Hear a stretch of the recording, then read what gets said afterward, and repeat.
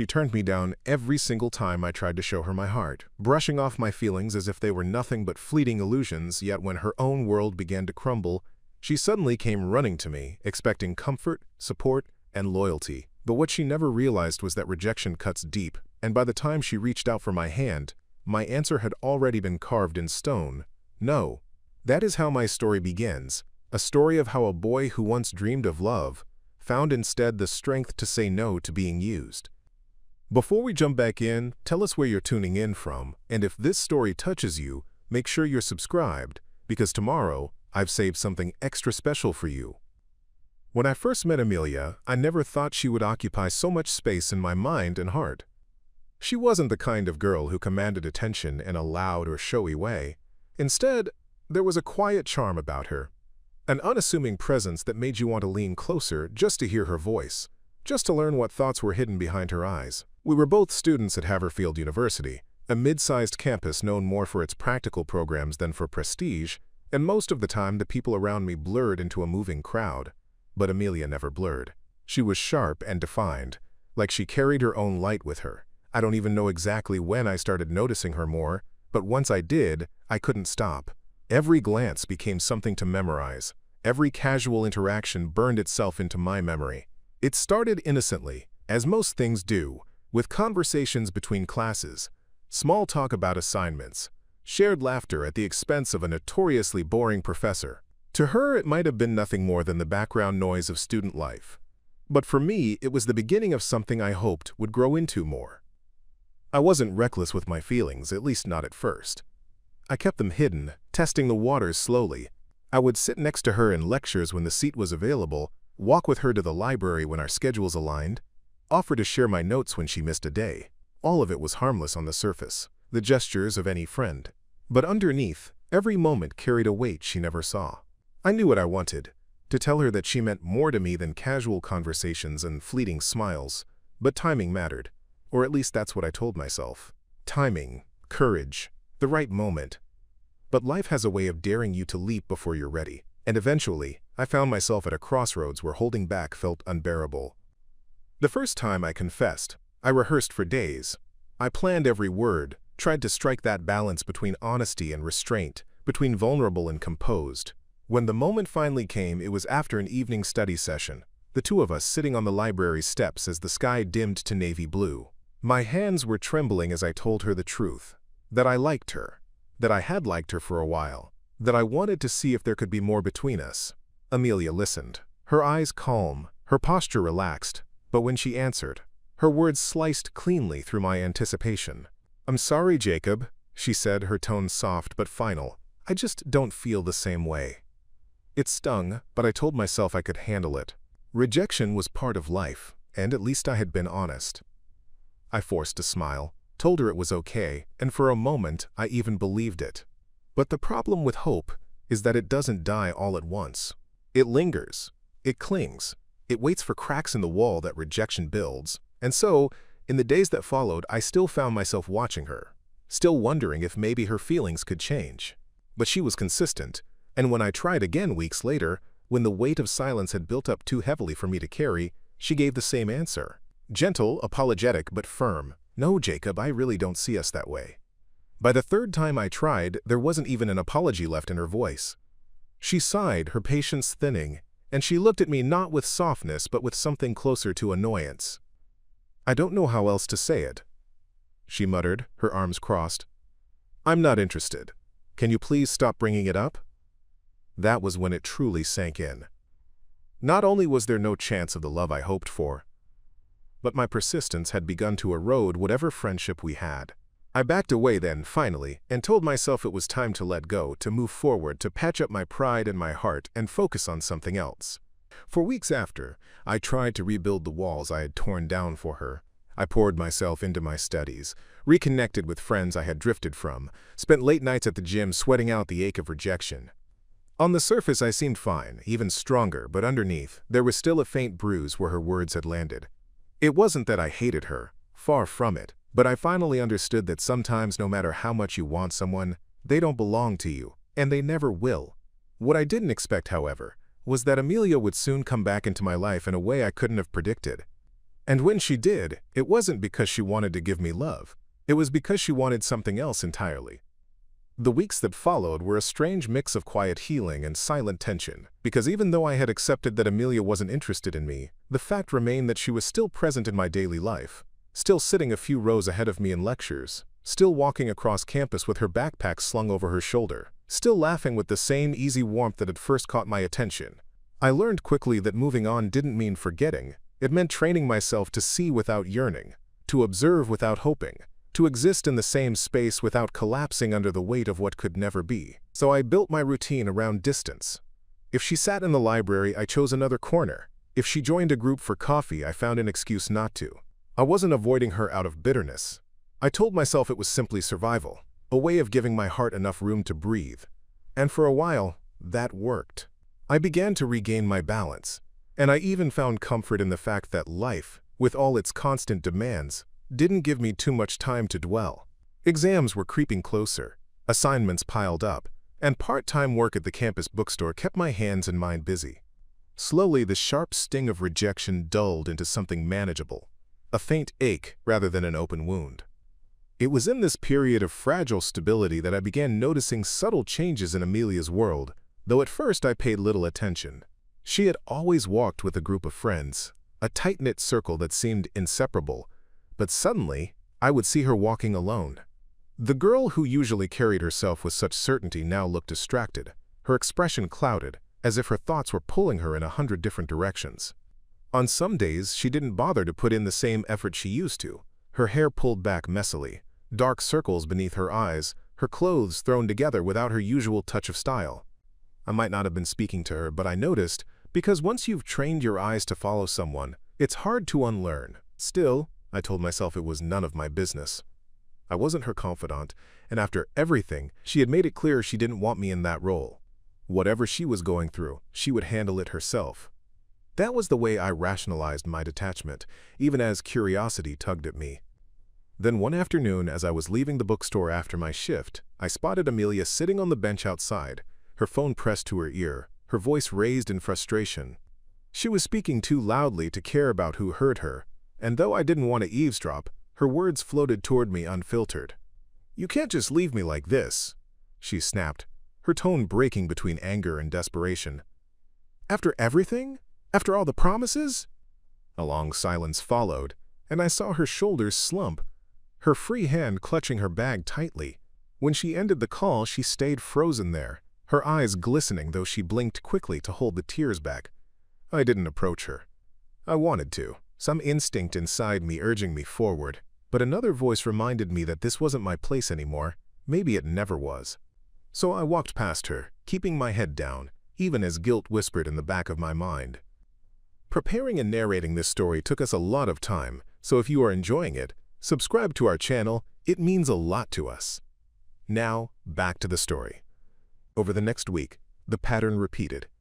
Amelia looked more withdrawn, less like the confident girl I had once admired and more like someone crumbling quietly in the background. Then, unexpectedly, she started approaching me again. It began with small things, like asking if I had the notes from a lecture she had missed, or if I could explain a confusing part of an assignment. I hesitated at first, uncertain whether to keep my distance, but the part of me that had once loved her, maybe still loved her, if I was honest, couldn't bring itself to be cold. So I answered politely, offering what she needed and nothing more. But as the days passed, her interactions with me grew longer, more personal. She lingered after class to talk. She sat beside me in the cafeteria once, even though there were other tables available, and her questions began drifting beyond academics. "How have you been?" she asked one afternoon, her tone softer than I remembered. "I feel like I haven't seen you much lately." I wanted to laugh at that, because of course she hadn't seen me. I had been deliberately avoiding her. But I only shrugged and said, "Busy, I guess." It didn't take long before the truth began to surface. Amelia had been in a relationship, something she had never openly shared before, though I had suspected when she brushed me off so firmly. Now it was unraveling, the promises breaking, the foundation cracking until she was left scrambling to find solid ground again. The very boy who had once been the reason she dismissed my feelings was now the cause of her pain, and suddenly she was turning toward me with those same desperate eyes I had seen on the bench. "You're such a good listener, Jacob," she murmured one evening when we were walking out of class together. "I don't know who else I can talk to right now." In that moment, a storm of conflicting emotions surged inside me. Part of me still wanted to be there for her, still wanted to shield her from the pain she was going through. But another part of me, the part that remembered every no, every dismissal, every sigh of annoyance when I had confessed my feelings, couldn't ignore the irony. She had rejected me not once, not twice, but multiple times, making it clear I wasn't what she wanted. And now that the one she had chosen over me was gone, she expected me to step into the role of her comforter, her safety net, her steady hand. The bitter taste of it lingered in my mouth as I listened to her speak, nodding where politeness demanded but staying quiet inside, because I knew something she didn't. I knew that my heart, though once hers to claim, no longer bent so easily in her direction. Amelia's presence in my life grew heavier in ways I hadn't anticipated, and though part of me tried to convince myself that I was strong enough to handle it, I could feel the old wounds she had left behind beginning to ache again. At first, her conversations lingered mostly around her breakup, long retellings of arguments, detailed accounts of promises that had been broken, the confusion of mixed messages from someone who had once claimed to love her. She vented about unanswered texts, about calls that went ignored, about how the boy she thought would always choose her had suddenly made her feel disposable. And as much as I wanted to keep myself detached, I found myself being pulled back into the gravity of her emotions, nodding when she sought validation, offering small phrases of sympathy when she looked at me expectantly. Yet beneath all of this, a nagging bitterness grew, whispering every time she leaned on me. Why now? Why only now? Where was this closeness when I had opened my heart to her? Where was this warmth when I needed it most? It was hard to ignore the irony, harder still to ignore the quiet resentment that came with it. Her vulnerability was a side of her I had never seen before, and that in itself made it difficult to maintain my boundaries. This was not the Amelia who had once turned me away with steady calm. This was someone cracking under the weight of disappointment, someone who had placed her trust in the wrong person and was now scrambling for something solid to hold on to. She would message me late at night, asking if I was awake, confessing that she couldn't sleep because her mind was racing with doubts and regrets. I knew, logically, that I had no obligation to respond, that I could leave her words unanswered and protect my own peace. But every time my phone lit up, the memory of how badly I had once wanted her attention surfaced, and it made it almost impossible to ignore. So I replied, even when I didn't want to, because old habits don't vanish easily. It became a routine. Amelia seeking me out whenever her heart felt heavy, and me giving pieces of myself that I wasn't sure I wanted to give. She cried once, sitting across from me in the quiet corner of a cafe, her hands gripping her coffee cup so tightly that her knuckles turned white. "I feel so stupid," she whispered, tears slipping past her defenses. "I gave him everything, and he just walked away like I meant nothing." Watching her break apart in front of me was like watching my own reflection in reverse. I had once been in that position with her, offering everything I had only to be dismissed. Now the roles were reversed, and instead of feeling triumphant or vindicated, all I felt was an exhausting mix of pity and frustration. She wanted me to absorb her pain, to be the wall she could lean on, but I couldn't shake the knowledge that when I had stood in front of her with my heart on display, she hadn't wanted to be that for me. The more she leaned on me, the more I noticed how easily she seemed to forget the past between us, as if my confessions had been erased from her memory, as if she assumed I was just a friend who had always been waiting in the wings for a chance to play this role. That assumption infuriated me in ways I didn't want to admit. I wasn't her consolation prize, I wasn't her backup plan, and yet her behavior made it feel like she believed I was. "You're so reliable," she said one day with a soft smile, her tone almost affectionate. "I don't know what I'd do without you right now." Those words should have felt flattering, but instead they rang hollow, echoing with the weight of all the times she had said no to me. Being reliable wasn't the same as being wanted. It was being convenient, a safety net she could count on, because she knew I had once cared too much to say no. And though she never said it outright, I began to sense that she expected more than just emotional support. Her hints grew subtle but consistent. Sighs about not having anyone to help her with errands. Mentions of how difficult it was to study when she couldn't focus. Casual comments about how nice it was to have someone like me around who understood her. It was as if she was laying down the foundation for me to step fully into the role of caretaker, to shoulder responsibilities that weren't mine to carry. Yet each time she pushed closer to that line, I felt the same resistance rise within me. I had been there before, ready to give her everything, and she had thrown it aside. I couldn't let myself fall back into that pattern, no matter how much her vulnerability tried to tug at my empathy. What made it harder was how the people around us perceived the shift. Friends began to notice how often Amelia and I were seen together, and whispers started circulating. Little suggestions that maybe something was finally happening between us. I saw the way they raised their eyebrows, the way they smiled knowingly when they caught us walking side by side. And though Amelia didn't correct them, though she let those assumptions float unchecked, I knew the truth. Nothing had changed, at least not in the way they imagined. She wasn't choosing me, she was using me to patch up the holes someone else had left behind. And the longer it went on, the more I realized that if I didn't draw a line soon, I would drown in the weight of being her emotional crutch. So I started pulling back, subtly at first. I delayed replying to her late-night messages, gave shorter answers to her lengthy stories, found excuses to decline when she asked me to join her for coffee.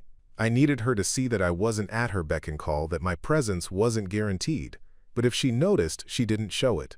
Instead, she continued leaning into me, continuing to expect my support, as if she couldn't imagine me saying no.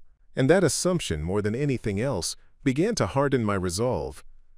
The gradual pulling away that I tried to orchestrate didn't have the effect I expected. Because rather than giving Amelia a chance to notice the boundaries I was setting, it seemed to make her cling tighter. It was as though the less available I made myself, the more she convinced herself that I was the only reliable thread left in her unraveling life. She began showing up unannounced, waiting for me outside the bookstore after my shift, sitting in the cafeteria at the table where I usually had lunch with a book open, as if she just happened to be there. One evening, as I was walking back to my dorm, I heard my name and turned to see her hurrying toward me, slightly out of breath, her hair damp from the drizzle that had just begun to fall. "Jacob, wait!"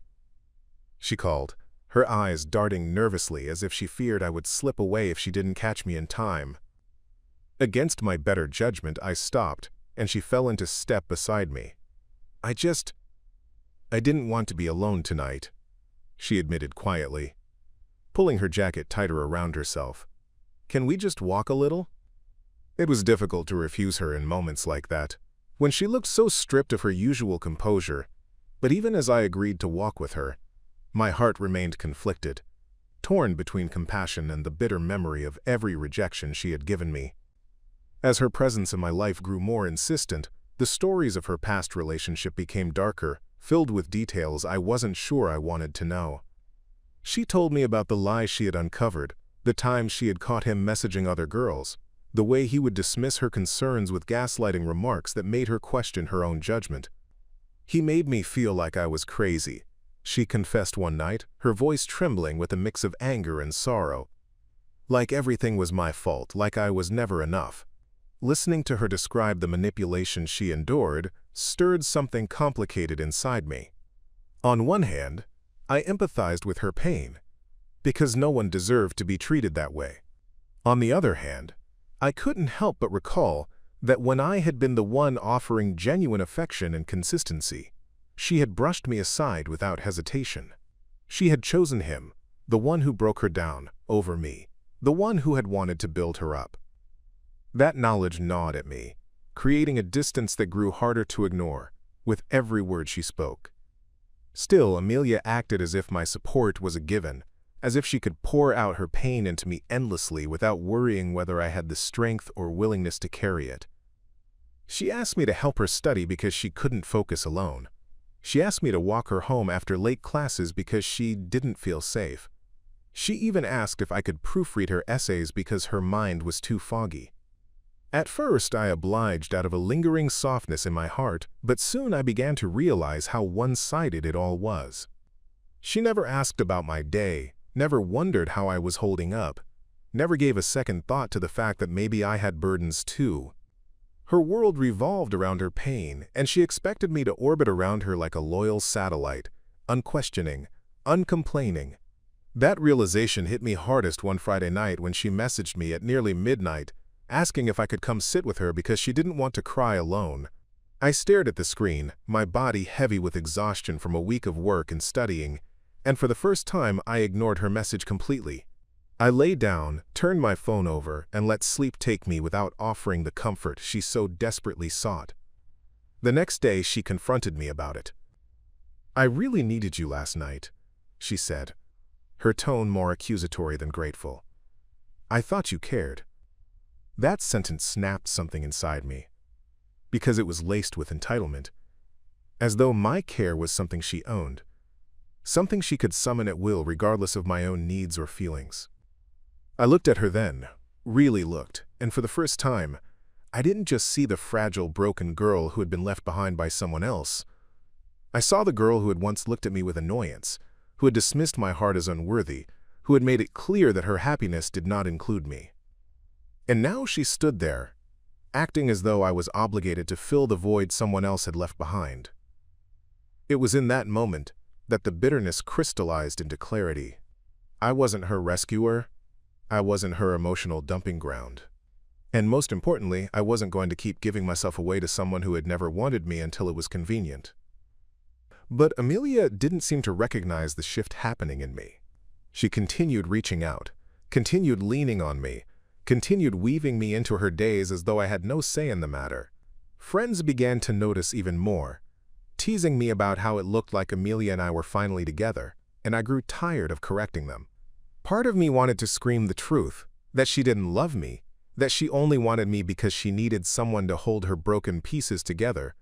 But another part of me simply stopped caring what others thought. I knew the truth, and that was enough. The distance inside me widened with each passing day, and though I hadn't yet said the words out loud, I knew my answer was forming, sharp and unmovable. No, not this time, not again. The shift in me was subtle at first, like a quiet current pulling me further from shore, but as the days passed it became undeniable.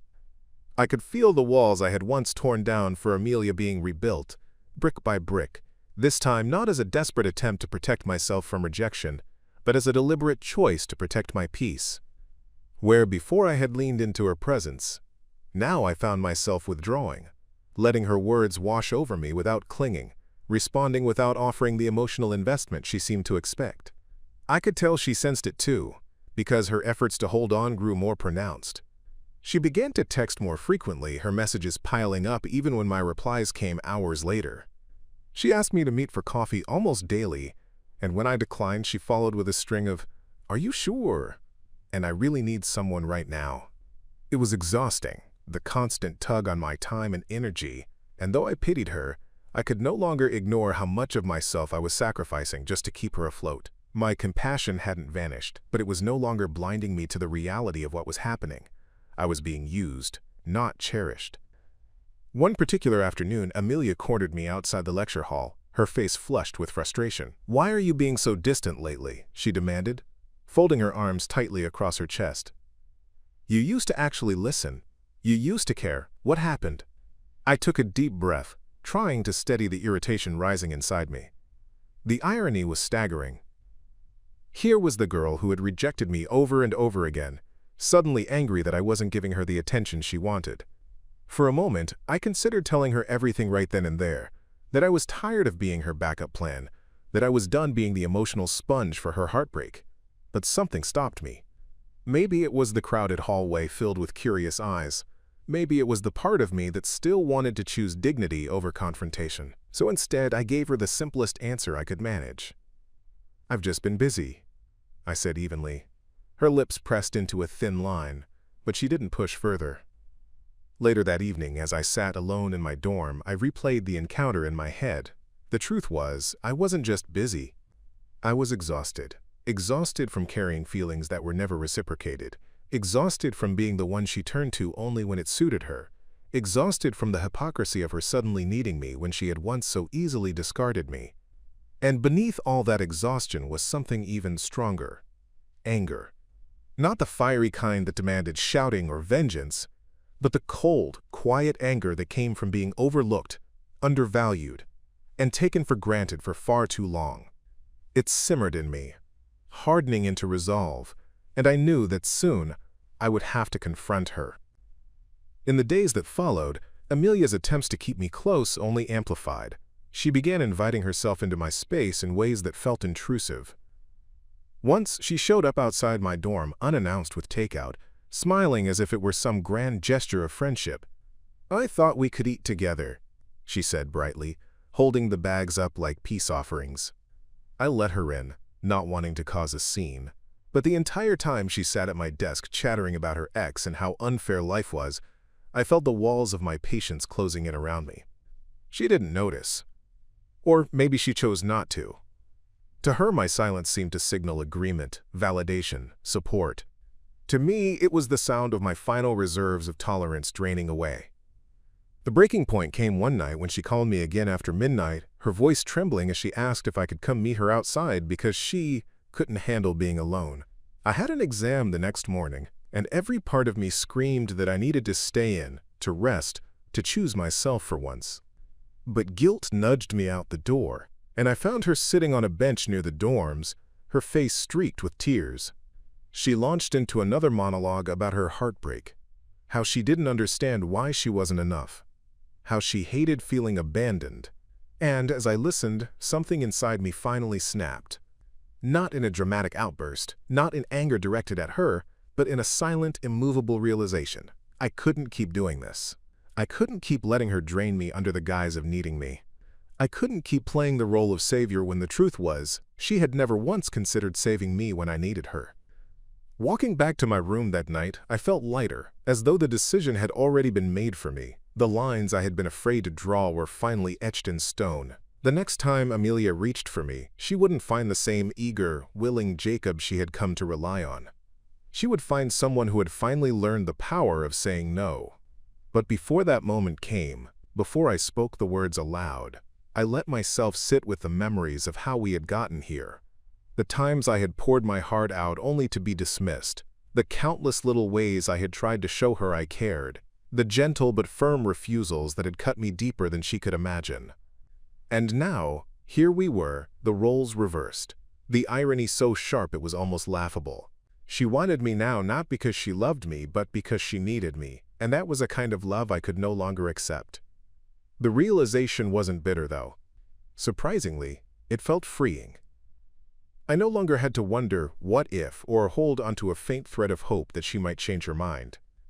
Her behavior had revealed the truth more clearly than her words ever could.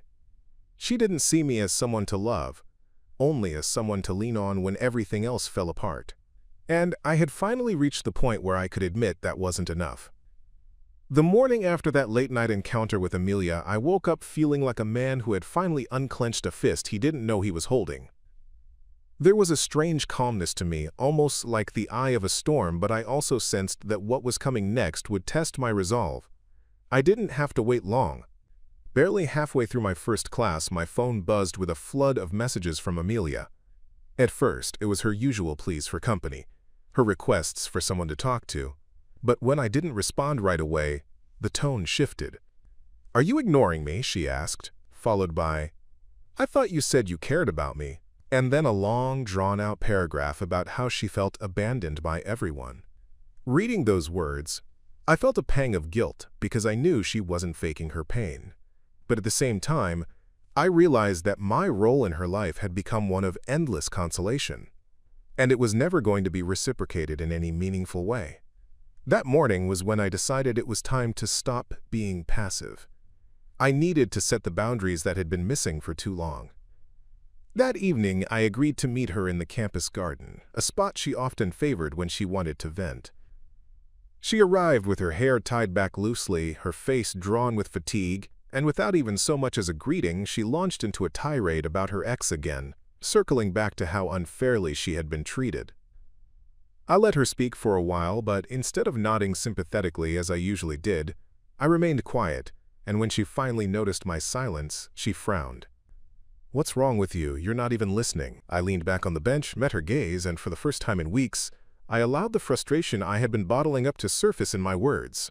"Amelia, I have been listening for weeks, months actually. I've listened when you rejected me. I've listened when you told me you didn't see me that way. And now I've listened every single time you've used me as your shoulder to cry on. But here's what I need you to understand. I can't keep being that person for you anymore." Her mouth opened in protest, but I held up my hand before she could interrupt. "You had no problem saying no to me when I asked for your love, and now I have to say no to you when you expect my support. It's the same answer, just reversed." Her face contorted with confusion, then indignation, and finally disbelief. "You're saying you don't want to be my friend anymore?" she asked, her voice trembling between anger and vulnerability. I took a deep breath, steadying myself because I knew that whatever I said next would define everything between us. "I'm saying that friendship isn't what this is. Friendship is mutual, Amelia. It's give and take. But this? This has been me giving and you taking, and I can't pretend it's healthy anymore." She blinked rapidly, her eyes glistening with tears, but I could see the flicker of realization dawning on her face. It wasn't that she didn't know what she was doing. Deep down, she must have realized it, but hearing me finally articulate it made the truth undeniable. The silence between us stretched, filled only by the faint rustle of leaves overhead. Then, suddenly she laughed, a short, sharp sound laced with bitterness. "So that's it. You think you're the victim here. You think you've been suffering while I've been, exploiting you?" I held her gaze firmly, refusing to waver, and answered calmly, "Yes. That's exactly what it feels like." She flinched at my honesty, as though the bluntness of my words struck harder than any raised voice ever could. For a moment I thought she might storm off, but instead she slumped back against the bench, burying her face in her hands. The sight of her like that tugged at me, threatened to weaken my resolve, but I forced myself to remember the countless times I had been in her place, reaching for her, only to be met with rejection. I had learned the hard way that pity wasn't the same as love, and I refused to let pity keep me shackled to her needs. The following days were a whirlwind of awkward encounters. On campus, she avoided me at first, walking quickly in the other direction whenever she spotted me, but then, in moments when she clearly couldn't bear the silence, she sent me long texts late at night asking if I hated her. I responded politely but briefly, making it clear that I didn't harbor hate. I just wasn't going to play the role she had written for me anymore. Each message I sent with boundaries made her responses shorter, sharper, almost resentful, until eventually the texts dwindled. Oddly enough, the absence of her constant presence was liberating. I discovered how much time I suddenly had for myself, for my studies, for reconnecting with friends I had neglected while I spent hours sitting beside Amelia in her misery. I threw myself into the things I loved again: basketball games with my dorm mates, late-night study sessions that actually stayed focused, long walks without the buzzing anxiety of wondering if my phone would light up with her latest emergency. And yet, even in that freedom, I couldn't fully escape the echoes of what we'd shared, or rather, what I thought we had shared. At times, guilt gnawed at me. Was I being too harsh? Was I abandoning someone who truly needed me? But whenever those doubts crept in, I reminded myself of the truth. When I had needed her most, she had shown me nothing but indifference. I had begged for her affection, and she had made her answer clear. So why should I feel guilty for finally giving her the same answer she once gave me? The symmetry of it all was poetic in its own way, though it didn't bring joy. It brought clarity, and that was enough. By the end of that week, Amelia finally confronted me one last time. She caught me outside the library, her expression a strange mixture of desperation and pride. "I get it," she said flatly. "You're done with me. You've made that clear." I nodded, keeping my expression neutral. "I just wish you could have been honest with me sooner," she continued, her voice cracking slightly. "Maybe then I wouldn't have leaned on you so much." I didn't respond immediately, because what was there to say? That I had been too afraid of hurting her feelings? That I had been too wrapped up in my own longing to set boundaries sooner? Both were true, but neither would change the past. So instead, I gave her the only truth I had left. "I hope you find what you're looking for, Amelia, but I can't be it." And with that, she nodded stiffly, turned on her heel, and walked away. As I stood there watching her retreat, a strange calmness settled over me once again. I realized that for the first time in months, maybe years, I wasn't chasing after someone who didn't want me. I wasn't waiting for scraps of affection, or begging for recognition, or living in the shadow of rejection. I had finally said no. Not just to Amelia, but to the version of myself that once believed love was about endurance rather than reciprocity. It wasn't the ending I had once dreamed of, but it was the one I needed. And as the days stretched forward, I found myself looking toward the horizon with a new kind of hope, one that didn't depend on her anymore. In the weeks that followed my final confrontation with Amelia, I began to notice subtle but powerful shifts in my daily life. It was as though a fog had finally lifted, and the world around me seemed sharper, brighter, and more inviting. My mornings, once filled with the heaviness of unread messages and the dread of emotional obligations, now carried a surprising lightness. I woke up to silence, and instead of it feeling empty, it felt freeing. For the first time in what seemed like forever, I had the mental and emotional space to focus on myself without the weight of someone else's crises anchoring me down. At first there was a strange sense of absence, as if I were walking through a house that had always been noisy, only to find it suddenly quiet. That silence had an edge of unease because I had grown so used to the constant interruptions and demands for my attention. But soon enough, I began to embrace it, to understand that this was not loneliness. It was peace. During this period, I started reconnecting with the people I had unintentionally distanced myself from while being caught up in Amelia's whirlwind. Friends who had once invited me to grab coffee or study together now welcomed me back with open arms when I finally reached out. I remember one evening when I joined my dorm mates for a casual basketball game at the campus court.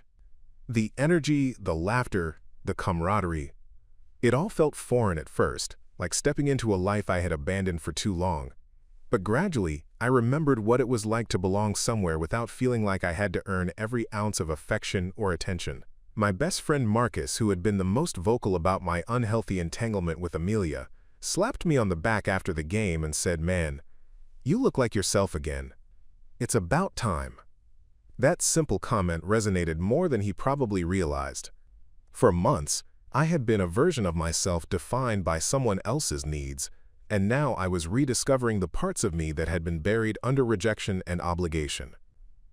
It wasn't just socially that things improved. My academics started to thrive again too. Before, I had been so distracted, constantly pulled away from studying by late-night calls or emotionally draining conversations that left me too exhausted to focus. Now, with that mental clutter cleared, I found myself actually enjoying the quiet hours in the library, diving into books and assignments with a level of concentration I hadn't felt in ages. My professors noticed the difference as well, commenting on my improved participation in class discussions and the renewed quality of my work. For once, I didn't feel like I was dragging myself through each day. Instead, I felt like I was actively shaping it. The contrast between the me who existed during my entanglement with Amelia and the me who emerged afterward was staggering. But while I was experiencing this renewal, Amelia was still a presence in the background, though no longer in the same consuming way. Occasionally, I would see her in the cafeteria or passing through the halls, and our eyes would meet briefly before one of us quickly looked away. There was no outright animosity, but there was a palpable wall of unspoken words between us. Sometimes, I would overhear snippets from mutual friends who mentioned that she was still struggling, still leaning on others for support, but the difference now was that it wasn't me she was turning to. Part of me ached at the thought that she hadn't truly learned anything from what transpired between us, but another part of me realized that her journey wasn't my responsibility to oversee. I had done my part, spoken my truth, and stepped away.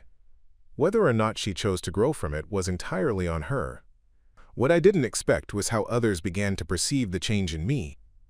People who had quietly watched me orbit Amelia's world for months now approached me with curiosity, sometimes even admiration, for having finally drawn the line.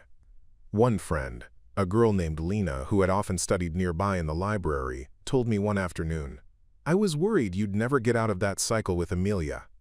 But you did. That takes strength." I didn't feel particularly strong. In fact, during those final days with Amelia, I had felt anything but.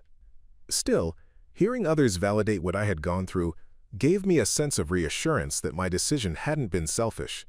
It had been necessary.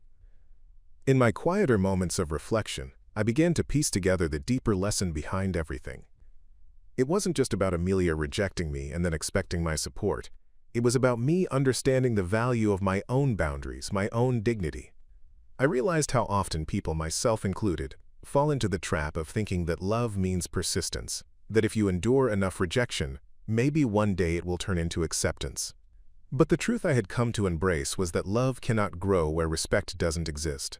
And Amelia, despite all her vulnerabilities and struggles, had never truly respected what I offered. She wanted my presence when it suited her, but had no room in her heart for what I really needed. Learning to walk away from that dynamic was perhaps one of the hardest but most important lessons I had ever faced. There were moments, of course, when doubt still crept in.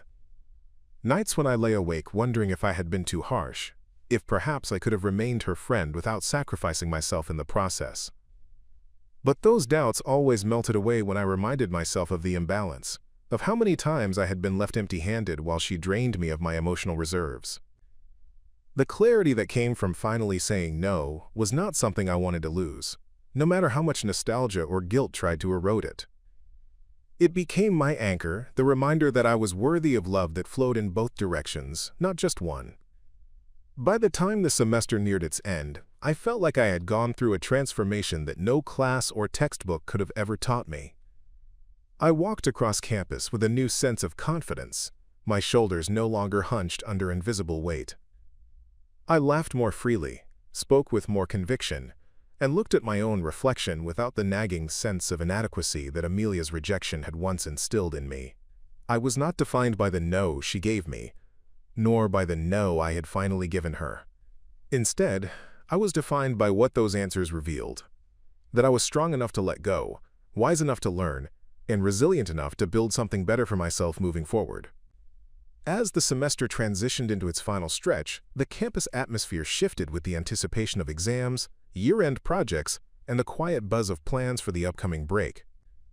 For me, this period became not just about academics, but also about solidifying the internal changes I had been undergoing since stepping away from Amelia.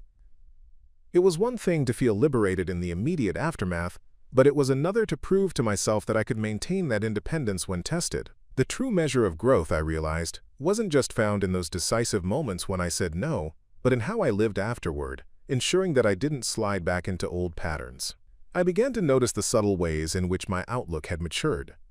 When classmates sought me out for group work, I no longer felt compelled to take on more than my share, just to be seen as dependable.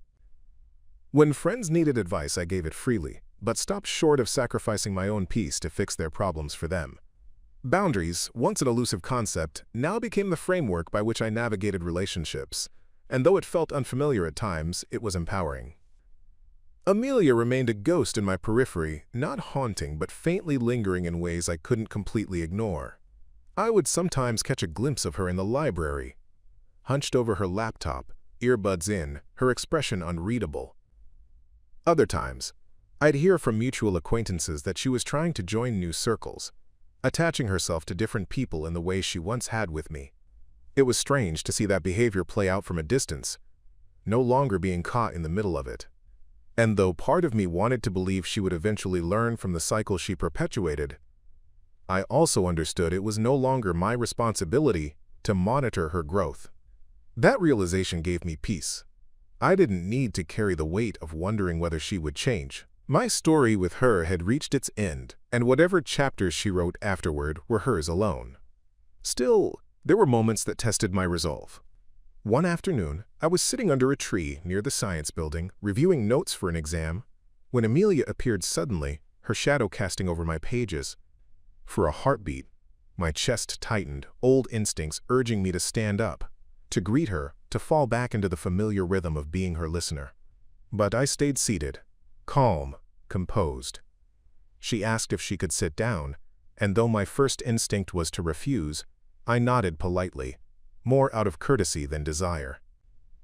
The conversation that followed was stilted, filled with pauses, and the kind of small talk that both of us knew was a cover for the unspoken tension. At one point, she sighed and said, "You're different now. It's like I don't even know you."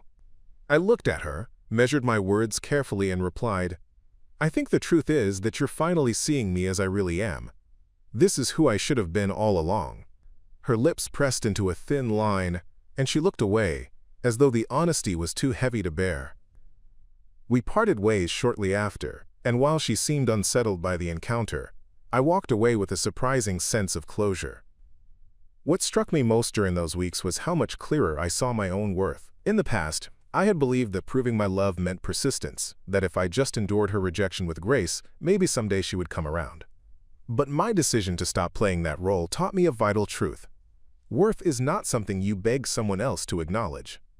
It is something you claim for yourself. Something you refuse to compromise even when it means letting go of the person you thought you wanted most. I carried that truth with me like armor, and it changed the way I engaged with everyone around me. Even my family, when I went home for a brief weekend visit, noticed the difference. My mother remarked over dinner, "You look lighter somehow, like you've let go of something that was dragging you down." I smiled, because she was right.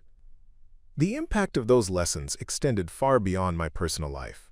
In academic settings, I grew more confident in voicing my opinions, no longer shrinking back in fear of judgment. In social situations, I found myself more willing to laugh freely, to share stories, to invest in others, without the gnawing anxiety of wondering whether I was being enough. The people who gravitated toward me now seemed to appreciate me for who I was, not for what I could provide them in their moments of crisis. That was a stark contrast to the lopsided connection I had endured with Amelia, and the difference was refreshing. I began to see relationships, whether friendships or something deeper, not as tests of endurance but as shared journeys where respect and care flowed both ways. Of course, not everyone understood my transformation. Some still asked, half-jokingly, if Amelia and I would ever reconcile, if I would ever go back to being her support system now that enough time had passed. My answer was always firm, always the same: no. And it wasn't a bitter no, not a vindictive one, but a steady refusal grounded in self-awareness. I had learned that saying no wasn't cruel. It was necessary. It was the simplest, clearest way to honor the boundaries I had built. Every time I voiced that no, whether to Amelia directly or to those who questioned my choices, I felt the weight of empowerment settle deeper into me. It wasn't just about denying her demands. It was about affirming myself. As finals drew closer and the year edged toward its close, I took more time to reflect on the journey I had undergone. The story I was living wasn't one of heartbreak in the traditional sense, because Amelia and I had never truly been together. Instead, it was a story about the pain of unrequited affection, the drain of misplaced loyalty, and the eventual freedom of reclaiming my self-worth. I thought about the countless others who might be trapped in similar cycles, chasing someone who rejected them, only to be used for comfort afterward. And I realized that my story, while personal, held a universal thread. Too many people mistake endurance for love or self-sacrifice for proof of devotion, when in reality, those things only leave you empty. The courage to say no, to walk away, is what opens the door to true respect, both for yourself and eventually from others. By the time the semester finally wrapped up, I felt like I had crossed an invisible threshold. I wasn't just moving on from Amelia. I was moving on from the version of myself who once accepted so little and called it enough. Standing outside the lecture hall after my last exam, the sun dipping low in the sky, I felt a deep sense of calm settle over me. The chapter with Amelia was closed, firmly and permanently, and in its place, a new story was beginning, one where I no longer measured my worth by someone else's rejection or expectation. It wasn't the story I had expected when I first confessed my feelings to her months ago, but in hindsight, it was the story I needed all along. The days after the semester ended felt almost surreal, as if I had emerged from a long, suffocating tunnel into a wide-open landscape where every possibility stretched before me. The quiet of the campus after exams offered me time to truly process everything that had transpired, and in that silence, I discovered a kind of reflection that was both sobering and liberating. Looking back, I could trace the arc of my journey like a story written in bold strokes. The hope of my confession, the sting of Amelia's rejection, the false comfort of being her emotional crutch, the draining weight of one-sided loyalty, the breaking point when I finally said no, and the steady climb toward reclaiming myself. Every stage had etched itself into me, shaping a version of who I was that felt more grounded, more authentic, and more unwilling to compromise on what I truly deserved. It wasn't about bitterness anymore. It was about wisdom, the kind that comes only after you've been tested by the contradictions of love and loyalty. I often thought back to the very first moment I confessed to Amelia, the mixture of hope and fear in my chest, the vulnerability of laying my feelings bare, and her soft but resolute answer, no. That single word had cut deeper than I wanted to admit back then, and yet, in the strangest way, it had been the catalyst for everything that followed. Without her rejection, I might never have seen the pattern I was trapped in, might never have confronted the unhealthy way I clung to someone who could not or would not reciprocate. And without the experience of becoming her support system in the aftermath, I might never have realized how easily love can disguise itself as servitude if you aren't careful. That no had wounded me, but it also woke me. It was the beginning of an ending I desperately needed, though I couldn't see it at the time. And then there was my own no, the mirror I held up to her when she expected my endless support. It struck me how poetic it was that both answers, hers to my love, mine to her demands, were the same word, yet they carried entirely different meanings. Her no had been about boundaries, about her unwillingness to give me what I wanted. My no, on the other hand, had been about self-preservation, about finally recognizing that boundaries work both ways. That symmetry fascinated me because it showed me how powerful a single word could be, depending on how and why it was spoken. For so long, I had been terrified of no, as if rejection defined my worth, as if denying someone else's needs made me cruel. But in reality, no was not an ending to fear. It was a tool of clarity, a shield that protected me from losing myself. That clarity bled into every corner of my life. As summer stretched ahead, I found myself making choices that reflected the lessons I had learned. I prioritized friendships that uplifted me rather than drained me, sought out conversations that sparked laughter and inspiration instead of constant heaviness, and dared to imagine relationships built on mutual care rather than silent endurance. I realized that I no longer craved Amelia's approval or attention. I had outgrown the part of me that once thought she was the center of my world. When her name came up in passing conversations, I no longer felt the sting of longing or the tightness of regret. Instead, there was only a calm acceptance, a quiet acknowledgement that she had played her role in my life's story, and that role was finished. It wasn't just about moving on from her. It was about moving forward with myself. I started journaling more, writing down thoughts and reflections that once might have remained tangled in my head. In those pages, I discovered themes that felt universal, truths I knew others could relate to: the danger of mistaking endurance for love, the necessity of boundaries, the strength found in rejection, the liberation in saying no. I realized that what I had gone through wasn't unique to me. Countless others found themselves trapped in similar cycles of giving too much and receiving too little. And while I couldn't change their stories, I could share mine as a kind of beacon, proof that stepping away wasn't weakness but strength. Perhaps that's why I felt so drawn to tell this story now, why the urge to put words to experience grew stronger with each passing day. Every so often I would still see Amelia around town, usually in the company of new friends or on her own, earbuds in, her expression far away. We never spoke, never acknowledged each other beyond a fleeting glance, and that distance no longer hurt me. It was simply what it was. Two paths that had once intersected but now ran parallel, never meant to meet again. I wished her well in the quiet corners of my heart, not because I still longed for her, but because letting go of bitterness was part of my own healing. She had been a chapter, not the whole book, and I was ready to keep writing beyond her presence. What stayed with me most were the lessons, etched deeply enough that I knew they would guide me long after Amelia had faded from memory. I learned that love, in its truest form, cannot be one-sided. I learned that friendship requires reciprocity, not a constant imbalance of need and sacrifice. I learned that boundaries are not walls meant to keep people out, but lines that preserve who we are inside. And above all, I learned that saying no is not cruelty, it is courage. The same word that once stung me when it came from Amelia's lips had become my liberation when I spoke it myself. As summer nights unfolded, filled with laughter among friends, warm breezes, and quiet reflections under starlit skies, I carried those lessons with me like a compass. I knew I would face other challenges, other relationships that tested me in new ways, but I no longer feared losing myself in them. The boy who once begged for scraps of affection had grown into a man who understood his own worth, who could stand tall in the face of rejection, and who could look someone in the eye and say no when necessary without shame. That was the true ending of my story, not Amelia's rejection, not my own refusal, but the realization that both were catalysts for growth. And so, when I think back on it all, I don't see a tale of heartbreak or betrayal. I see a story of transformation. She rejected my love for weeks, then expected my support, and both times the answer was no. But in those simple words lay the beginning of my freedom.